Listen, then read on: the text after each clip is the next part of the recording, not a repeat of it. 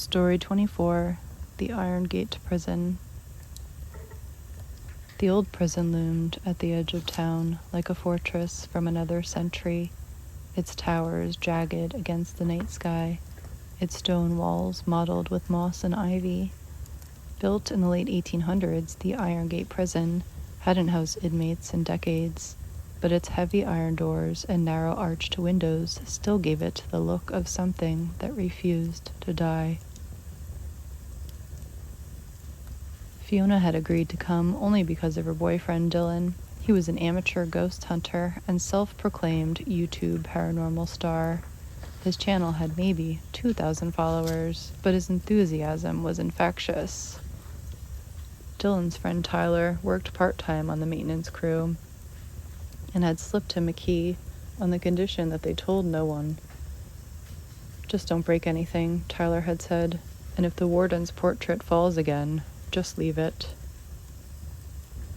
That comment had made her laugh then. It didn't seem funny now. They parked under the shadow of a crumbling watchtower, their headlights catching the metal bars of the main gate. The hinges moaned when Dylan pushed it open. Cold air rolled out, heavy with damp stone and rust, as they stepped through the archway. Moonlight spilled through cracks in the ceiling, cutting pale stripes across the broken stone floor. Their flashlights flickered against peeling paint and rusted bars. Somewhere above, unseen wings stirred in the darkness, pigeons nesting in the rafters, their feathers whispering like ghosts brushing past. "Listen to that," Dylan whispered, grinning as he lifted his camera. "Pure atmosphere." She forced a smile, hugging her jacket tighter.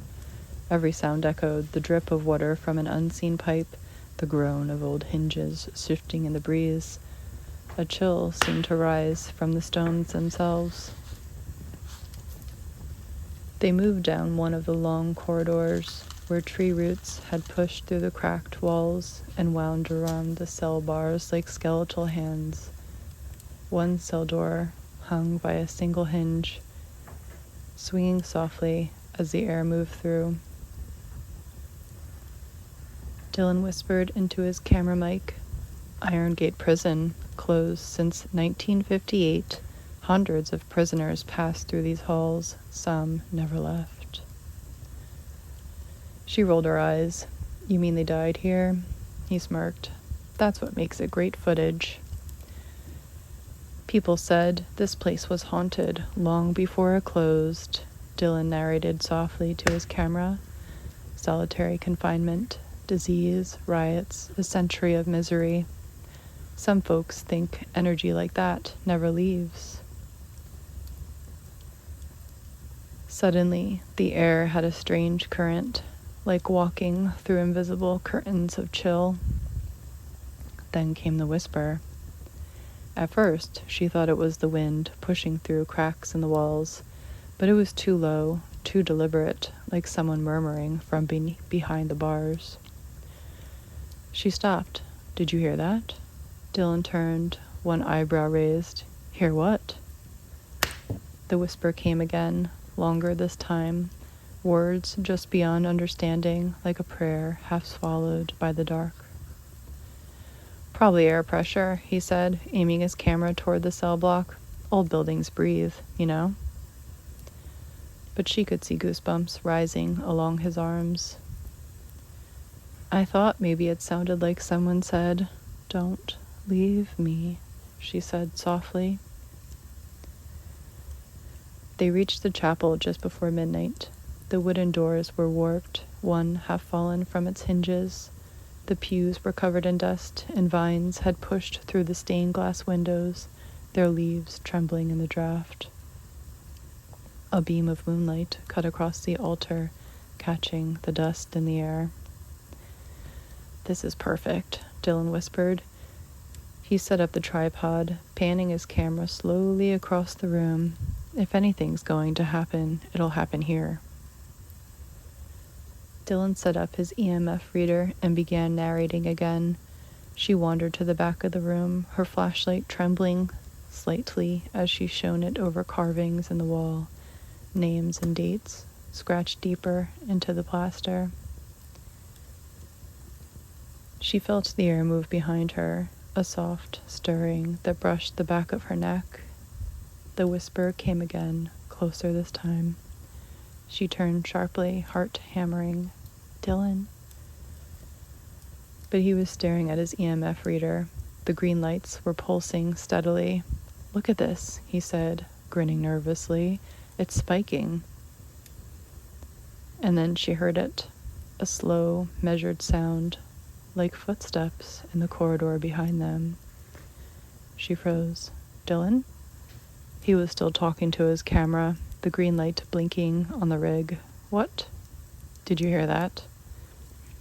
He listened. Nothing. Just the drip, drip, drip of water and the soft rustle of pigeons above. Then again, the faint sound of movement. Step, step, step. This time, Dylan heard it too. He swung the camera toward the hall, light cutting through the darkness. The corridor was empty. "Probably the birds," he muttered, though his voice was less certain now. But she was staring at the far end of the hall. The cell door that had been hanging open before was now slowly, almost deliberately, swinging shut.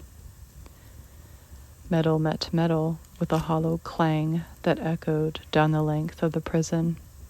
The flashlight flickered.